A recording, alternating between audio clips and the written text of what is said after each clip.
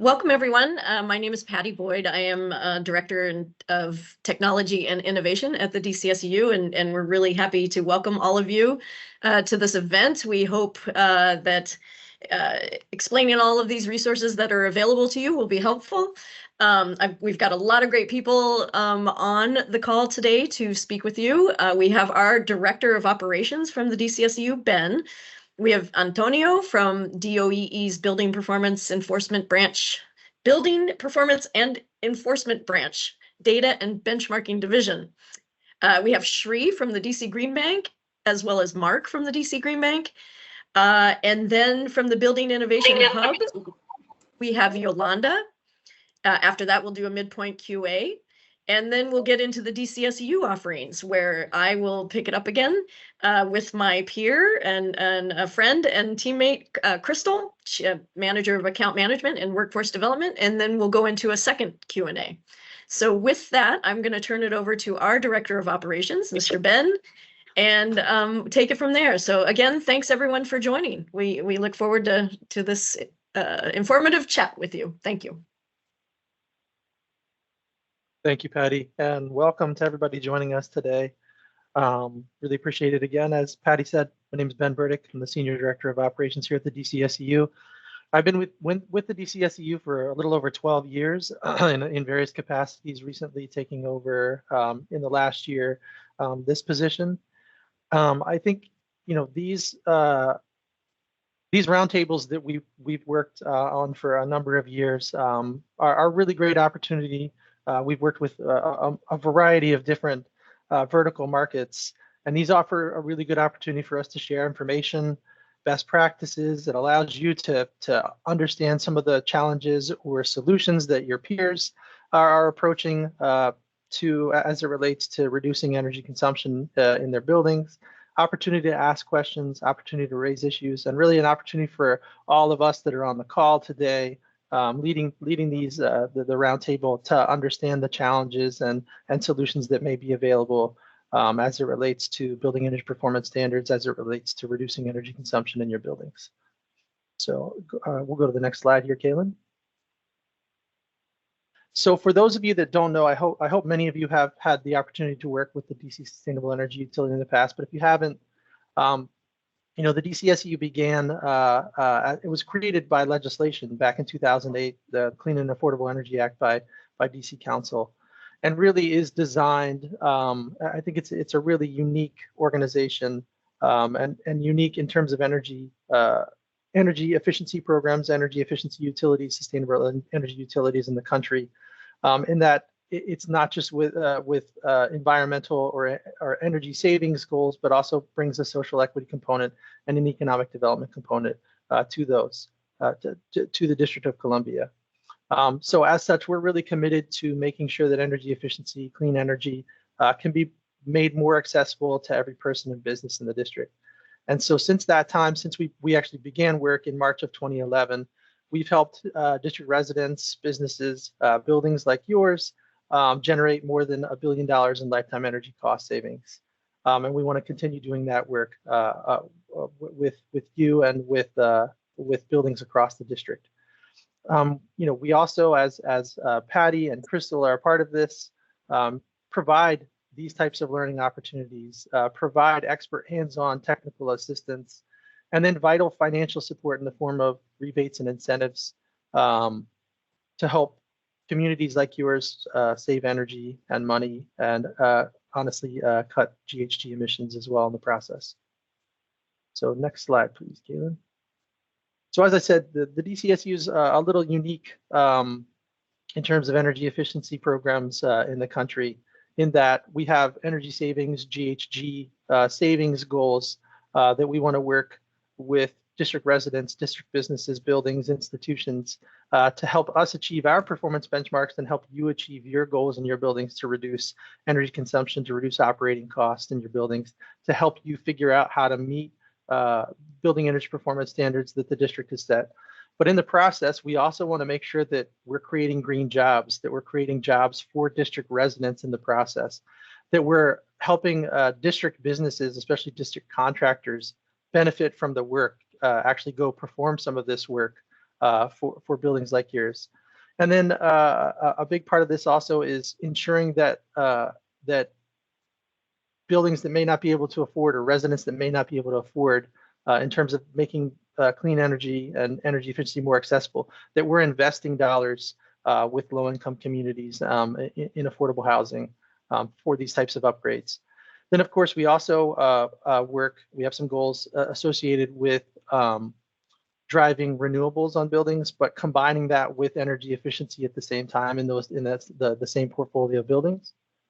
And then a more recent goal that we have is deep energy retrofits, and that's really helping to get to a deeper level of energy savings in buildings, not just surface level, but really driving down to try and get to that 20% or more savings, especially in some of our larger energy users, our larger buildings.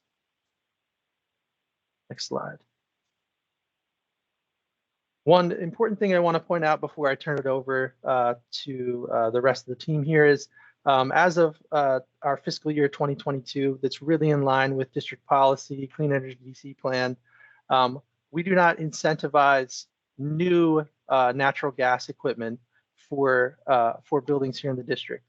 We do still try to provide, working with DOEE, to provide incentives and technical support for the operations of maintenance and maintenance of existing gas equipment across commercial and multifamily properties like yours. So we want to continue to try and support making those systems that are already existing more efficient. And so with that, I'm going to turn it over. Really excited to have representatives from the Building Innovation Hub, from the DC Green Bank, and of course from our client, the District Department of Energy and Environment, who the DC Sustainable Energy Utility has a performance contract with. So without further ado, I will turn it over to Antonio from the DOE Building Performance and Enforcement Branch Data and Benchmarking Division to talk a little bit about BEPS, and I'll turn it over to him now. Thank you, Ben. Good morning, everyone. My name is Antonio Yaquian, and I work for the Department of Energy and Environment. More specifically, I work in the Building Performance and Enforcement Branch, the program that manages the benchmarking and BEPS program. I am the BEPS ambassador. My role is to serve as a BEPS liaison to ensure building owner success. I assist the building industry by making them aware of the necessary technical and financial resources available to them to help them comply with DOE's requirements. In plain speak, my job consists of connecting folks like you all to resources, information, and more importantly, people that will help you meet BEPS. And when it comes to BEPS, the three other entities present today are my favorite people. I will not go into this. Sorry about the dog barking in the background. I will not go into describing what each one of these entities does, but I will tell you this: the Building Innovation Hub, the DC Sustainable Energy Utility, and the DC Green Bank are national leaders in the areas of work, and they work in their specific areas of work. They work relentlessly along with DOE to help the DC building industry to keep being a global leader. I urge you to take advantage of the services these great entities offer that have for you, the residents of DC. Today's roundtable will be an opportunity for us, DOE, SEU, Green Bank, and the Hub, to learn more about the specific challenges condos and co-ops are facing when it comes to meeting BEPS. It will also be an opportunity for you all to learn more about what resources we have for you. DOE is here to help you. From our end, we take pride on having a very responsive team managing the help desk, our weekly office hours, newsletters, and other forms of communication. We're also happy to come visit your building as we have done in the past, along with our partners in this meeting today. We always want to hear from you, and I mean it. We look forward to keep engaging with you on one-on-ones. We want to learn from you and work together. We want to have a constructive dialogue, so please come to us with issues and problems that you're facing. Come with data, with the specific numbers and issues that you're having encountering on your BEPS journey. Lastly, on behalf of DOE, I want to thank you for attending this event and our partners and also want to thank our partners for their collaboration. With this, I'll pass it along. Thank you. Thank you for that, Antonio, and I echo a lot of the sentiments that you had here. I hope that everyone can hear me on the call right now. My name is Sri Sekar. I am brand new to DC Green Bank. I just started now a month in, so I'm drinking from a fire hose, as they say, as the proverbs go. I'm meeting a lot of people in a new ecosystem, and I'm particularly excited to be meeting everyone on the call and at the hub as well. So excited to get started. I've came over from my career started actually working for the Office of the Deputy Mayor for Planning and Economic Development.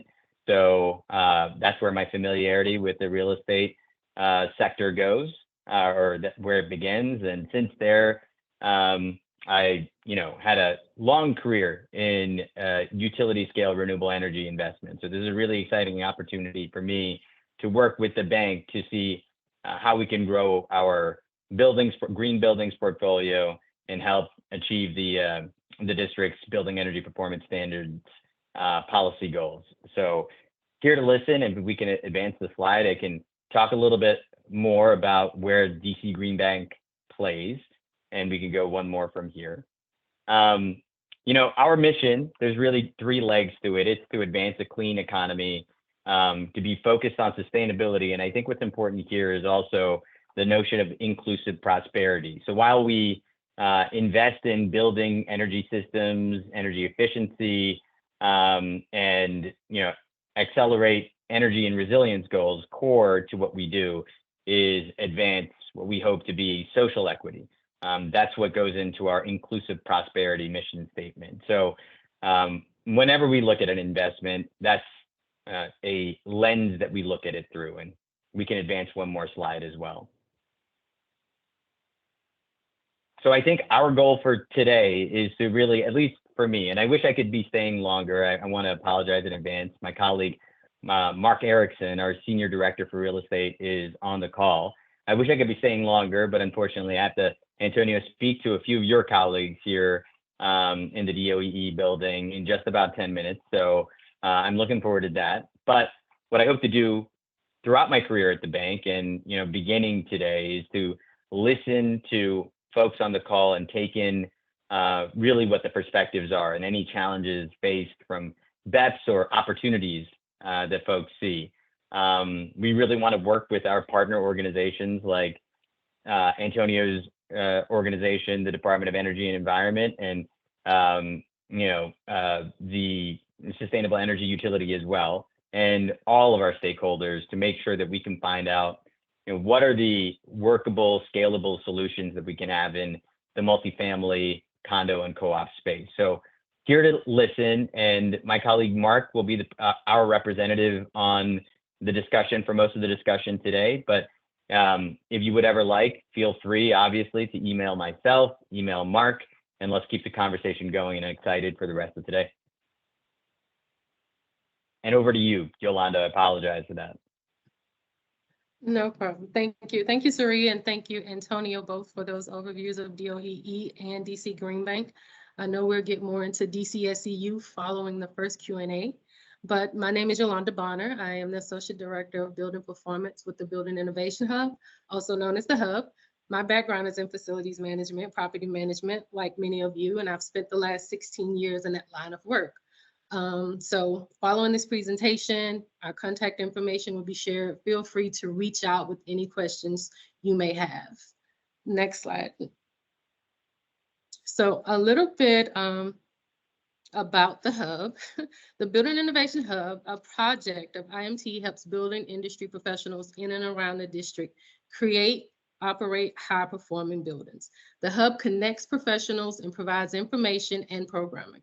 The goal of the Hub is to meet the current needs of the building industry while simultaneously pushing the industry towards the innovative solutions that we'll all need to build and operate those high-performing buildings. Next slide.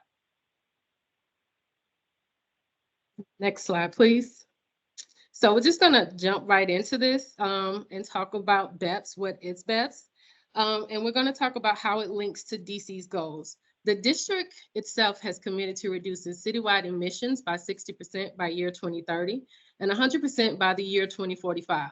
This is very ambitious, we know. And since buildings account for over 70% of the district's GHG emissions, reducing the amount of energy used in buildings, especially existing buildings, is paramount in order to achieving these ambitious climate goals and commitments. Next slide.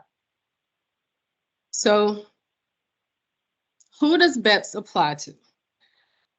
The district, large building owners, buildings 50,000 square feet and greater have been benchmarking their energy and water performance for a decade. Buildings 25,000 square feet and greater and up started benchmarking in 2021, and results from that first year are now available on DC's website. BEPS have size-based timelines. Cycle 1, which is the cycle we're currently in, affects private buildings 50,000 square feet or larger. Cycle 2, which will start in 2027, will apply to private buildings 25,000 square feet or larger. Those are the buildings that started benchmarking in 2021. And then cycle 3, which starts in 2033, will apply to buildings 10,000 square feet and up. So cycle 1 affects over about 1,600 buildings, half of which need to improve on their performance. With cycle 2, this number would jump to over 5,000 buildings affected as the threshold drops. Next slide. So we're going to talk about a few of the compliances and their milestones. So I've already mentioned a few key dates a few slides back, but here's a timeline where you can visualize how everything comes together in a cycle. We have recently passed the first BEPS deadline on April the 3rd, 2023, which was to select a pathway.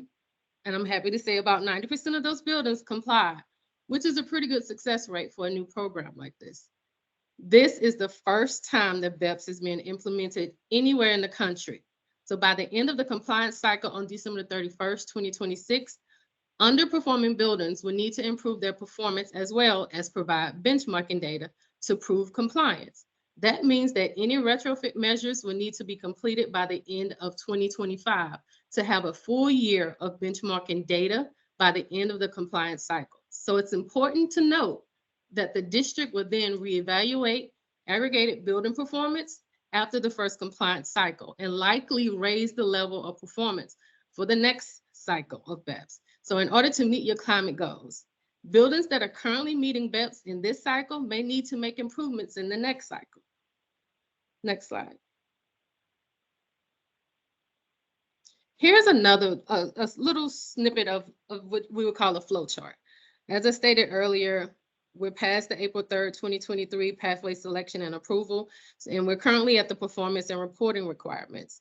After that, December 2026, you'll have the end of compliance reporting, and in cycle year 2027, we'll be up for evaluation and enforcement. Next slide. And so, what do you do if you have not chosen a pathway? As you can see, we've highlighted it for you. Contact DOEE immediate. Like Antonio stated earlier, we want to hear from you. We want to know what the issues are. We want to know what your holdup is. We've listed out an email address for you to reach out to them. They sent out letters in April that stated information on potential fines. You should also double check your portfolio manager account because whomever is listed as the contact in that account should have received those letters. Also contact the hub for support through your Success with BEPS program. We're all here to help. Next slide, please. So your building does meet BEPS cycle 1. Congratulations, but it's better to stay prepared than to have to get prepared at the last minute. So here are some things that are kind of help you stay the course. Think long-term, future proofing. How close are you to the standard? Where are you in the capital improvement cycle? Are you considering electrification? Factor in your tenant turnover. Is your benchmarking data verified? Have you had a level 2 energy audit? Do you have a team of experts? Consider energy savings before BEPS 2. All of these are important to help you stay the course and to help you stay within the compliance guidelines. Next step, next slide, please. And again, another cycle. We put these cycles out because we want you to know that there's a lot of steps to it, But if you stay the course, if you stay in contact with DOEE, if you stay in contact with DCSEU and the Building Innovation Hub, it is definitely easy to get through this process. So the standard set, which we mentioned in the previous slide, in between those standard sets and the compliance deadline, that's the timeline for you to improve your building performance and report your results. Next slide. In this next few slides, we're going to talk about FAQs and FYIs, available support, resources, and engagement. This slide here kind of depicts where the Building Innovation Hub sits with the partners that are all on this call. The individual in the middle is the question mark, that's you. And as you can see, we all tie into each other to help you through this process. You have DCSEU, you have the DC Green Bank. There are other government entities that we also would tie into. And then you also have DOEE, and then you have the Building Innovation Hub. Next slide. To be clear on the actual roles of the hub and our partners, our role is to create resources, connections, and educate to help owners, operators, designers, contractors, and tenants improve their buildings. A program of the Nonprofit Institute for Market Transformation, funded by the hub members, DOEE, and philanthropy. Services and programs, we offer regulation basics, training, vendor building matching, funding map, procurement supports, events, and soon to be a career map. Who to contact in the Building Innovation Hub? This email address listed is for all of us. We all get that email. So if you send an email to an inquiry to that email address, we'll all see it. We'll all be able to respond. And then also BEPS support. Success with BEPS, plain speak, resources, code, BEPS, overlay, templates, timelines, roundtables, and more. So if you have any questions, just shoot us an email at that info@buildinginnovationhub.org, and someone will get back to you within a 24-hour time frame. Next slide.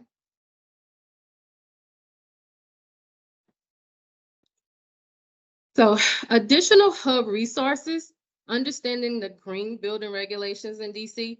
Like I stated, we provide one-on-one hand-holding resources for BEPS and benchmarking. We talk about the BEPS overview, the BEPS program, regulations and guidebook in plain speak, an overview of benchmarking regulations, common errors in DC energy benchmarking. We also have resources on DC building code, as well as procurement support for funding and financing directory, service procurement guide, and high road contracting templates. Next slide. And of course, the BEPS compliance pathway timelines. We also offer support or information for third-party data verification. We provide a sample scope of work, a how-to guide, webinar recordings. We have a finder vendor portal, which as property managers, building owners, is something that we know is going to be critical for you guys. So we're actually in the process of revamping that and making it more user-friendly for you to kind of flow through it, but you technically would get a lot of use out of that finder vendor portal. And if you sign up for the Hub's newsletter, you'll know when it's live, you'll know when you can go into it and throw around in it and get your way through it. And we also have another resource that's that's coming soon, the Condo and Co-op Toolkit. This too is critical to property managers, building owners. In this Condo Toolkit, the goal is to guide you step by step on how to be successful in the BEPS project. More information on that is coming, but as I stated, if you sign up for the Building Innovation Hub's webpage, you won't miss that information. Next slide, please.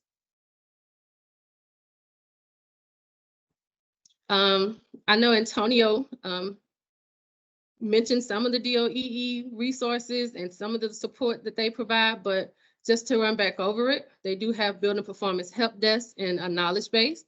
Building owner portal, BEAM, which is very crucial in contacting them. So we can provide you with that information, that link towards the end of this presentation or when these slides go out. Benchmarking and third-party verification information, and building energy performance standards. Next slide.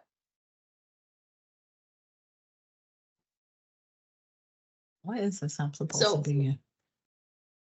So before we end and go into our first Q&A, I wanted to just give you two examples of building partnership examples. We have buildings that we have worked with, and they've utilized the services that we've all been talking about on this call. And this is how you become successful in this project. Could you hit the enter button for me? So building A, this is a condo, a co-op building that opened in 1964, 195,000 square feet, 10 stories high, 60 units. In 2019, their Energy Star score was 31. In 2021, their Energy Star score is 33. You get these high goals, and you're able to meet your goals by utilizing the resources that we're providing for you. I've always told my director, Teresa, that I'm a realist. And as a property manager, I'm going to be honest with you and tell you, we know that it's difficult, but that's why we're here. And we're here to help you along the way. Night or day, I've spent hours on the phone with some individuals sometimes, walking them through this process. So if you utilize these services, you can definitely meet these goals as well. And the same for building B. Another building, which is a condo building. Their building size is 123,000 square feet, 51 units, 10 stories high. They were built in 1975. Their Energy Star score in 2019 was a 4. And yes, that is pretty low. But we were able to help them, through this process, and they decided to go with the performance pathway selection. And with the performance pathway selection, it requires that the building improve their site EUI by 20% by the end of the cycle. While the standard pathway, the other pathways require that buildings improve their Energy Star score by the end of the cycle to meet the standard threshold. So they chose a pathway that fits their building. They're in compliance, they're good to go. And the same for all of you. Again, I cannot stress enough how important these resources are that we're discussing. So next we'll jump into our Q&A. One really quickly, just can we stick on the last slide for 1 second? Mm-hmm. Thanks. Hi, everyone. My name is Teresa. Yolanda mentioned my name, and I work very closely with her at the Hub. And when we were thinking about, what project examples to talk to, we really wanted to highlight projects that have been successful with their process of working through these challenges. We know we're right in the middle of the BEPS cycle. And both of these buildings that we've highlighted here, because they're right in the middle of the BEPS cycle, they're still trying to figure out how to implement all of the different measures needed to increase their Energy Star scores or increase their performance. But we really like these two because, as you can see, their scores started out low. And in the case of the second building, very low. And so, we worked with them to say, okay, what do we think is the best approach for you in your particular situation? So building A, just in the 2 years that they have been looking at their Energy Star score and their performance, by correcting some data, by going through a formal process with the DOEE to make data corrections, by, really getting a lot more clear on how their building is using energy, just that action itself was able to raise the score by 2 points. And so now they're in the process of talking to the Hub, working through our Success with BEPS program, talking to our partners to say, okay, now that we know we have a very clear picture of how our building uses energy, what are the best strategies for us to implement, and how can we get these measures, either partially paid for, or how can we find low interest financing to help us pay for those things. And so, and then with building B, we recognize that there were some errors, some pretty substantial errors in their reporting in 2019. And so through working with them through the same types of programs and through formal, conversations with DOEE, we were able to say, okay, here's those corrections, help them choose a pathway that was best for them. And in this case, like Yolanda said, it was the performance pathway. So right now they're focusing on how do they increase that performance by 20% in order to be in compliance with the BEPS. So we are tracking these two projects. I know our examples are more about, great ways that people have been working with all of these partners on the very challenging situation that they're facing in their particular buildings. We'll keep track of them and hopefully have another update for you the next time we talk, or whenever we we talk in the future. And we will be posting case studies and additional information on our website. Thanks, Yolanda, for letting me jump in. I'll turn it back over to you. No problem. Thank you for that information. So with that, if you, I just want to, emphasize again that we, the DCSEU, are proud to be here to be able to partner with you to help you meet BEPS and to upgrade your equipment and provide rebates and incentives to do so. We also have staff that's available to help you navigate our programs and services. It's a little bit complicated because we have different funding sources, we have different programs. I'm going to get into that a little bit, but if you have a question, just go on our website, put in a question, and someone will reach out to you and they can figure out where the best place for you to go is with the DCSEU. So with that, next slide, please. I spoke on a condo co-op panel a couple weeks ago that I thought was really good, and I created this slide for that, and I think it went really well, so I kept it in for this one. The way the DCSEU operates is that we provide rebates incentives, but we have a certain amount of funding for affordable income qualified incentives and rebates, and a certain amount of funding available for what we call market rate incentives or non-income qualified. So the first question we're going to ask you at the top there is your building income qualified, your multifamily building? And that to us means 50% of the units have people that live in them that make less than or equal to 80% of the area median income. So that's the first question, right? And we can figure that out later working with you. So if the answer is yes, then you qualify for our income qualified incentives. And we have several programs to offer there. We have an income qualified efficiency fund where we work, you would work with a DCSEU contractor to implement projects at your site. We also run the Affordable Housing Retrofit Accelerator in partnership with DOEE and the Green Bank. And there's another set of requirements for that. In both of those cases, you will likely need to use a DCSEU contractor, although there are some exceptions. The other side of our offerings for market rate and for a certain amount of funding and custom incentives, you can use your own contractor. And I'm going to go through each one of these programs.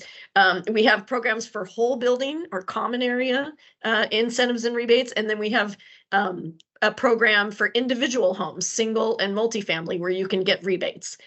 So they're called different things. That's on the lowest level there on the left, and I'm going to go through a little bit of each one of those in the next couple slides. So next slide, please. Market rate offerings, just like I said, so these are non-income qualified offerings. A lot of times, you might have a restaurant at the bottom, your condo units above, that we have restaurant equipment rebates that they could use if they were choosing to make improvements. So I picked this building that was a multi-use building for this picture to get us started. So next slide, please. So we have residential rebates. So purchaser Patty has taken advantage of these rebates. She has bought, where's refrigerators to the right over there, $75 to $100 off. I bought a new refrigerator, or first I researched refrigerators, right? There's a qualified, you can see up there in the top red under the residential rebates, the equipment needs to be qualified, and there are lists that show the qualification. There's a link to that in the efficient products underline link there. You go and find out, like I had Best Buy open on one side and I had the DCSEU website open on the other, and I went through and found a refrigerator I liked and typed that product number or that, the model number into the DCSEU website. Boom, there it was. I could, I purchased my refrigerator. I got my receipt. I applied for a rebate and got $75 to $100 off. So we have those for home heating, air conditioning, water heating, dehumidifiers, washers. You can see all these here. This is also relevant if the condo or the co-op manages their own appliances, right? You could apply for these in bulk on the website. Same thing with hot water heaters, individual hot water heaters, washer dryers. So these are the residential rebates, and I plead with you, please, when you're purchasing new equipment, make sure it's qualified. And we do that qualification to make sure that, you know, testing has gone on to make sure that the equipment is right and proper and has followed rules and standards to be at the efficient level that it is. So anyway, I can't say enough how much I hope you guys go out there and take advantage of these rebates. Next slide. So here we have commercial and multifamily rebates. So commercial would be hotels, motels, you know, restaurants, things like that, and multifamily. We have an online rebate center. There's the link for it. We have standard rebates for lighting, motors, HVAC, refrigeration, food service. So this is where, you know, you or your contractor can apply for these rebates to install more energy efficient equipment in those categories. And you can, and so it's kind of the same way that the residential one operates, but it's on a larger scale, and residents don't usually purchase motors. But if you have a chilled water system or a boiler system or, you know, hot water system that's common throughout, you know, throughout the building, we have those standard rebates, but we also have custom incentives, and that's where the DCSEU works with you. We assign an account manager, we have an engineer that works and calculates based on the specific site details of your building, how often the chiller operates. Is it on all year? Is it on just several months? And calculates what energy savings could be if you invested in a more efficient piece of equipment. And then we provide an incentive for that. On the bottom left there, we also have instant rebates, where there are distributors in the district that the DCSEU works with to provide rebates in bulk. So if you wanted to replace all the lighting in your common area, you could go to one of these distributors, and all of these links are live, and you could go to them and find a distributor that we work with, and then we buy down the cost of that lighting so that you get a better cost on it, and you can buy it in bulk and have your contractor install it. In Purchaser Patty's condo, we did this. We bought it bulk, but we went around and, like, I changed the light bulbs on my floor because, you know, that's what I do. I get involved in these things. So there's multiple ways to work with us. And just recently this year, we have moved to we call it a midstream model with distributors, where we're offering heat pump mini split and heat pump water heater rebates in the same way. Okay, so that's that one. I'm going to do, I just wanted to pull out a couple of condo co-op examples, and I know we have Mark Bryan on here. He works with the DCSEU. He is our community impact manager, and he runs our Train Green program. Oh, don't go so far, don't go yet. And he and I said, well, you know, what have you done? What are you planning on doing at your co-op? He lives in a very large co-op. And they definitely took advantage of the distributor buy down to change the lighting. So if you changed to LEDs more than 5 years ago, you've had a great run with those LEDs. If they had been CFLs, you probably would have had to change each one of those 2 or 3 times in between. But you know, we're working through this in our condo right now. We when I started living there, we changed the lighting. We saw a big dip in energy usage in the common area. But you know, they're getting older, and there are better, lower wattage options now that are available, and also very reasonably priced lighting controls. It's a very reasonable investment that could result in very large energy savings if you have lighting that's running 24/7. You know, you could put occupancy sensors, vacancy sensors. We never want to run afoul of safety, like in hallways or anything, but there are different solutions for that now that didn't even exist necessarily at a reasonable cost 5 years ago. Also, smart thermostats. I love my smart thermostat.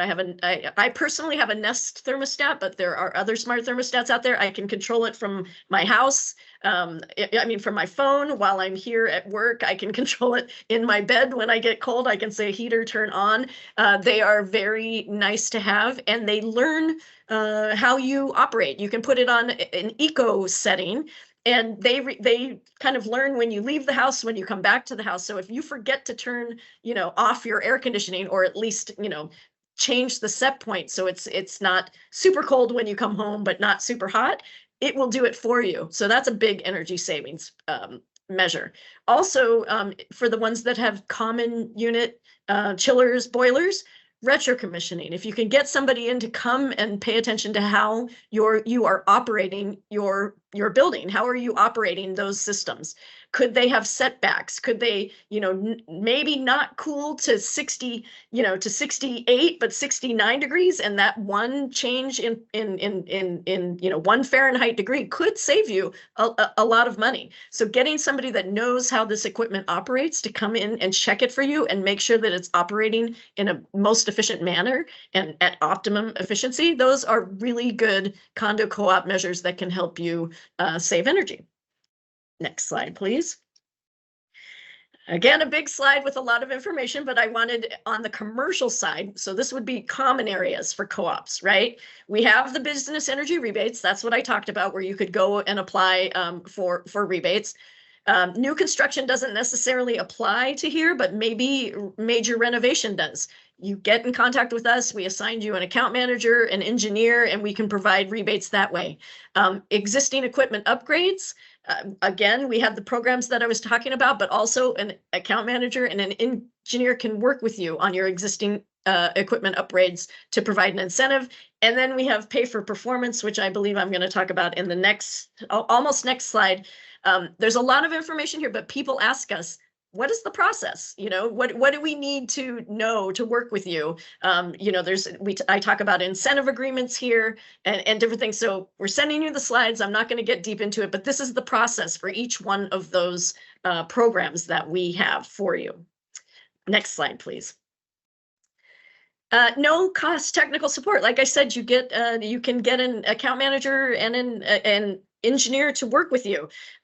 We can try to help you identify opportunities. We're not the same as a full-blown energy auditor, but we can, sometimes we do walkthroughs if it's an appropriate situation.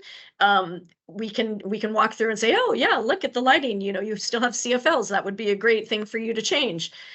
We do, peer-to-peer information exchange. That's kind of what these roundtables have intended to be. And technology seminars, we do that. Get on our website and get subscribed to our notifications. We help you. We try to help find solutions. We can, if it's a custom project, do project analysis and cash flow and ROI analysis.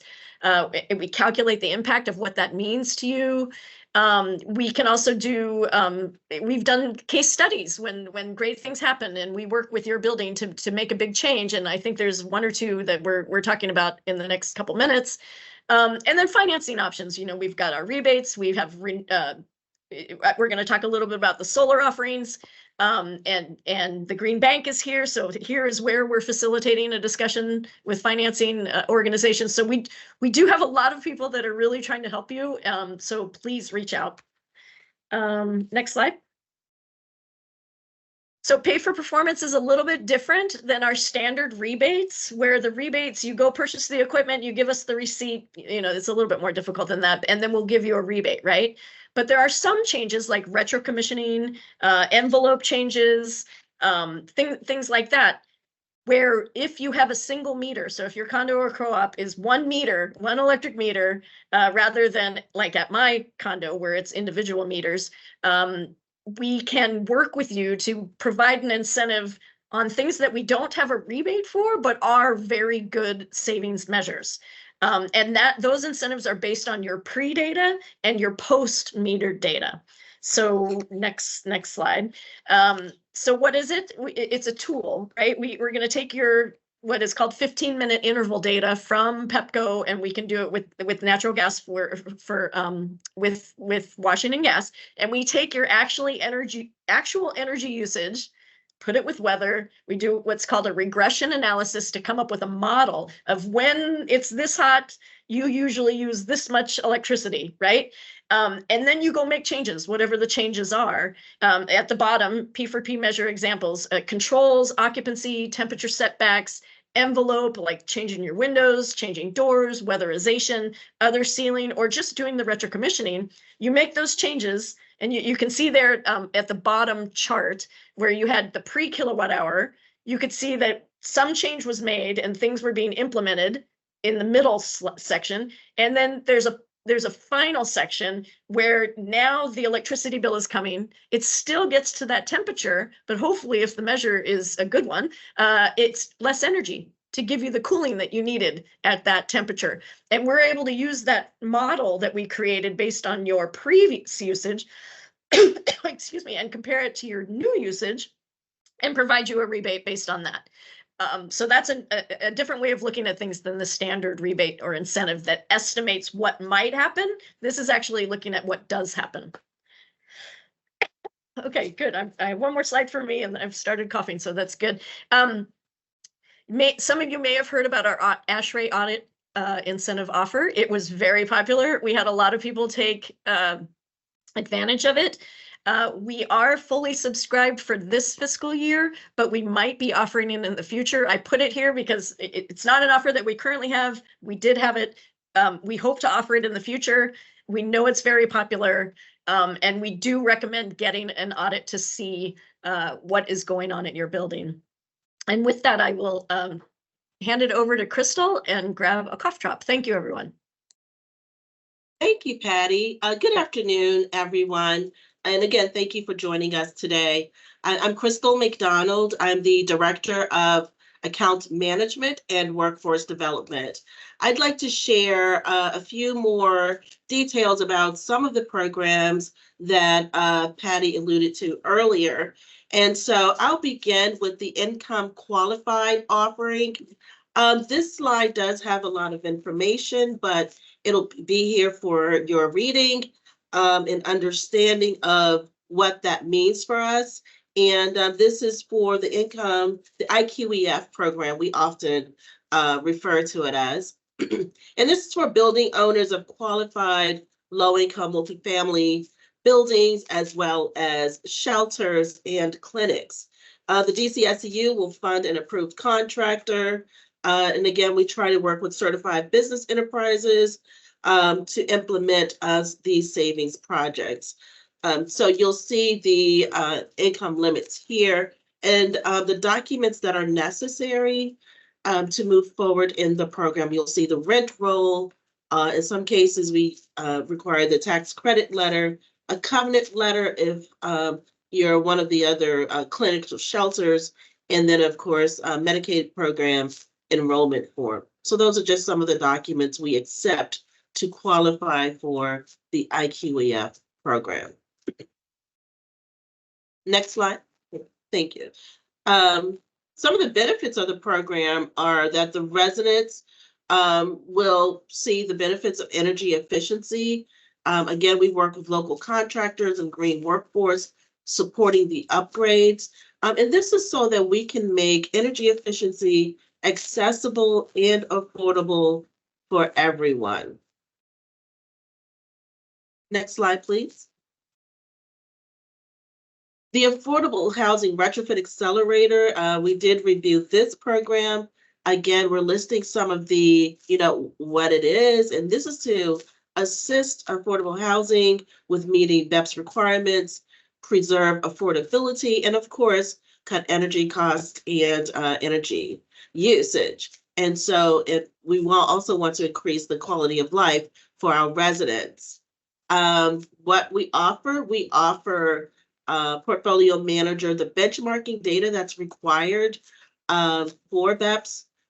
We offer data scrubs, ASHRAE level 2 audits to identify those efficiency measures, not only identify, but prioritize them according to available funding, work with you on an action plan for the BEPS compliance support, and of course, financial support, and identifying approved contractors to do the implementation. And again, not just energy efficiency measures, but those fuel switching opportunities as well on our journey to electrification. Next slide, please. Okay, a little bit about the renewables. We're very familiar with our Solar for All program for single family homes, but these products that I'll discuss are for our multifamily buildings. Like I just mentioned, single family solar installations under the Solar for All program. And this is where we go in at no cost to the resident. We do install solar. The community solar installations are for our multifamily properties. These are very large scale arrays. The DCSEU works directly with a local solar developer to do the installation on commercial and multifamily properties around the district to benefit the local residents. So for property owners, the benefit is that you will see potential lease payments from the developer and potentially support building improvements such as a new roof. The other benefit is that DC residents who don't live in a single family home can apply for electricity bill credits to cut their electricity bills up to 50%. So we have a very capable Solar for All team that will assist with questions, but this program is where we work directly with solar developers. Next slide, please.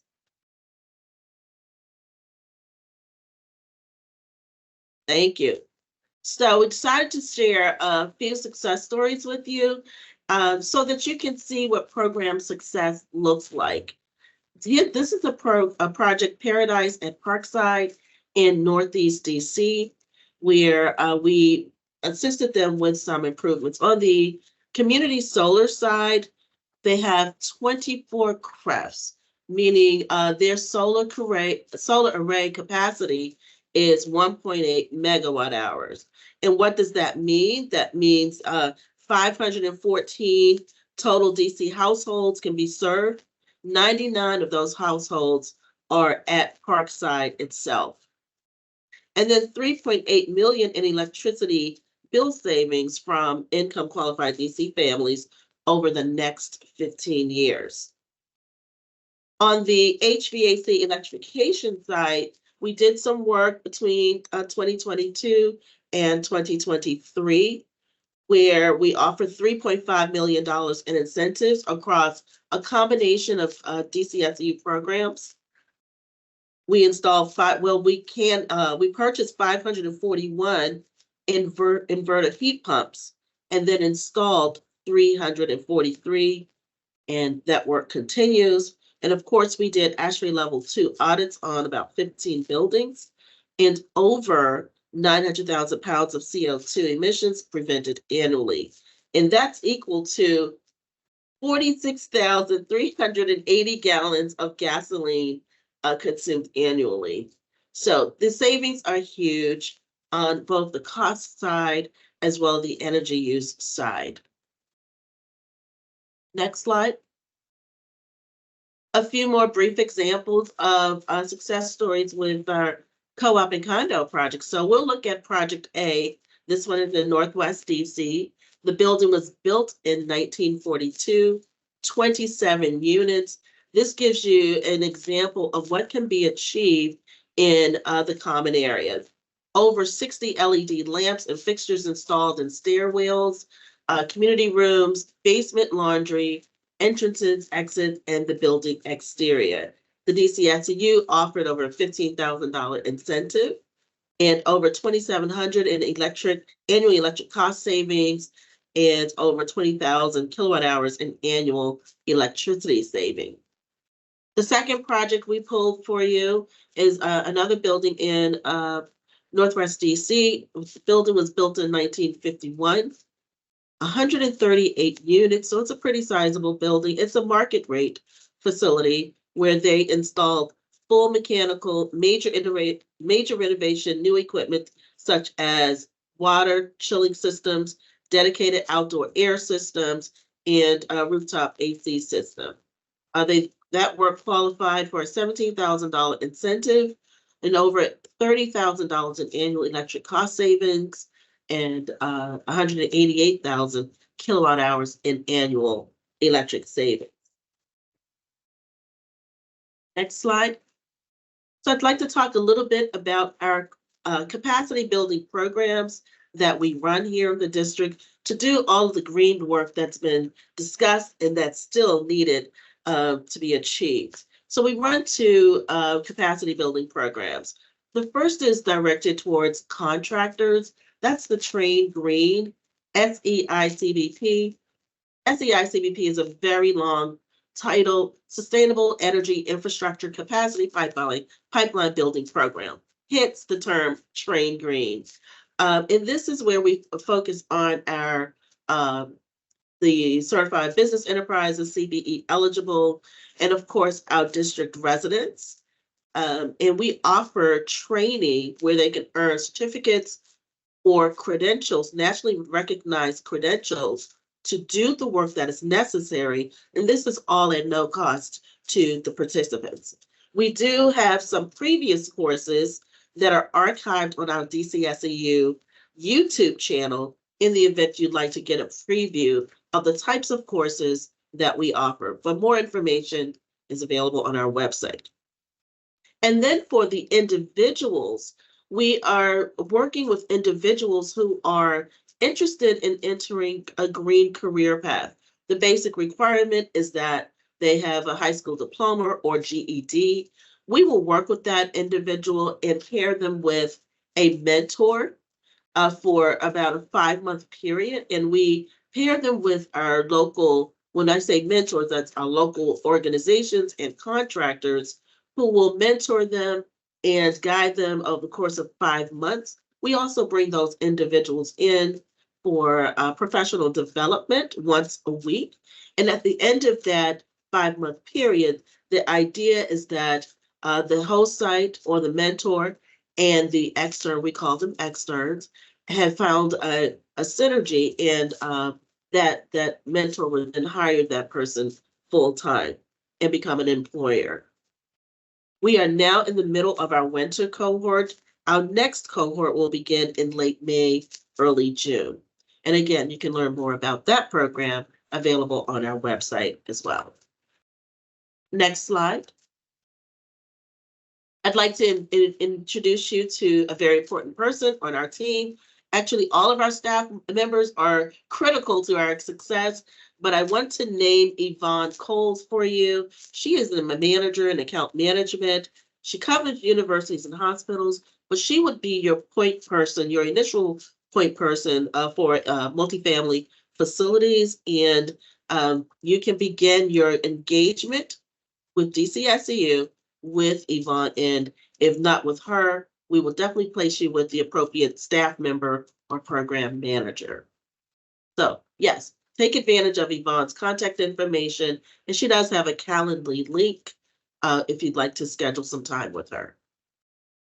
Thank you. And that's all I have today. I think we're going back to our Q&A. Thank you, Caitlin. Yes. All righty. Thank you all for hanging in there with us as we get through the presentation. We are on time, and we've got a little bit of extra time to answer some questions. So I do want to thank everybody. I thank the Green Bank, DOEE, and the Hub, of course, for all their work. And thank you all for as the guests here.